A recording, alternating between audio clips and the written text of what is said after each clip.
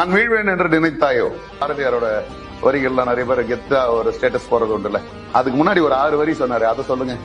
ஆக்சுவலா லைஃப் அதுதான். நம்ம எல்லாருமே என்ன நினைக்கிறோம், கெத்து மொமெண்ட்டுக்காக நான் வீழ்வேன் என்று நினைத்தாயோ அப்படின்னா நான் தோத்துடுவேன் நினைச்சியா, நான் வரமாட்டேன், நான் பார் வந்து நின்ன பார் பேக் அப்படின்லாம் சொல்லிட்டு இருக்காதான் இந்த பாரதியார் இதை ஏதுனார் போல அப்படின்னு நீங்க நினைச்சீங்கன்னா அது தப்பு. தேடி சோறு நிதம் தின்று அப்படின்னா நான் வெறும் சோத்துக்காக மட்டுமே தேடி தேடி தின்னு அலைஞ்சிட்டேன்.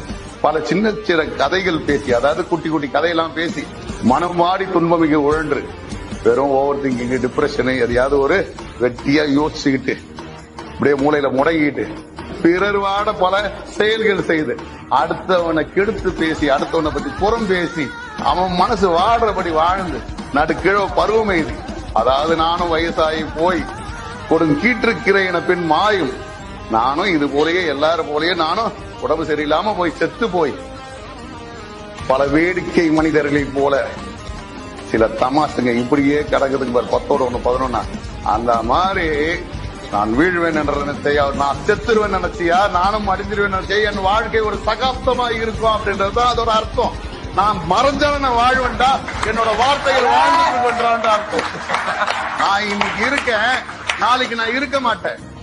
நான் இல்லைனாலும் என்னோட வார்த்தைகளை நான் விட்டு செல்வேன், என்னோட மெசேஜை நான் இங்க விட்டு செல்வேன்.